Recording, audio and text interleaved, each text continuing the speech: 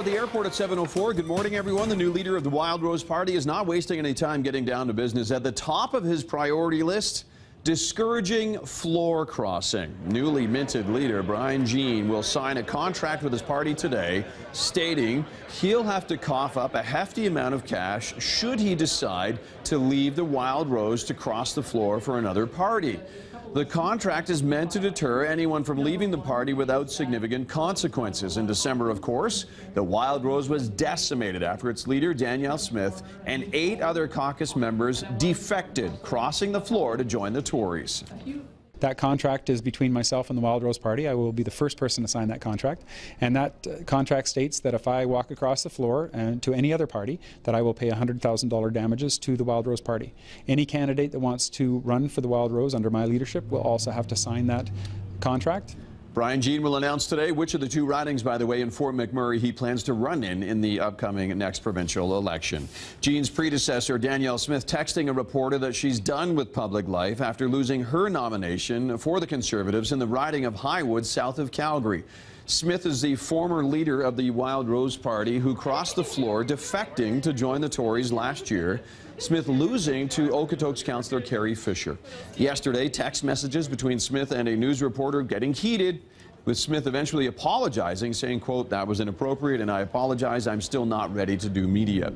The night of the loss, Smith did say she had mixed feelings about losing in Highwood, but she still stands by her decision to cross the floor.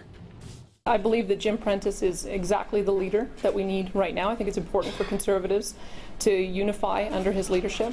Smith is still the MLA for the riding of Highwood. She stays MLA, of course, until an election is held or she resigns. In Ottawa, the House of Commons is expected to vote late today on a Conservative government's proposal to extend and expand Canada's military campaign in Iraq for up to a year. It will also include airstrikes to ISIS targets in Syria.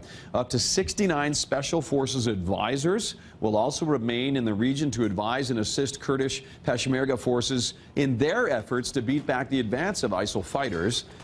Debate on the motion began last Thursday, continues today. The Conservatives partially frame the need for airstrikes as necessary to protect Canadians, given the potential for ISIS ideology to radicalize people in our country. Some New Democrats maintain there's no proof ISIS is in fact a domestic threat. Calgary City Council is expected to finally decide what to do with the Amons gas station. It used to stand where today you see the restored Amons sign in the Tuscany LRT park and ride lot in the city's northwest. The city put the old gas station into storage, hoping someone would step forward with a proposal for a business or other use of the structure. Nobody's come forward, so administration is recommending council put the building up for sale. It would cost the city between $20,000 to $50,000 to demolish the 1950s era building. There you go.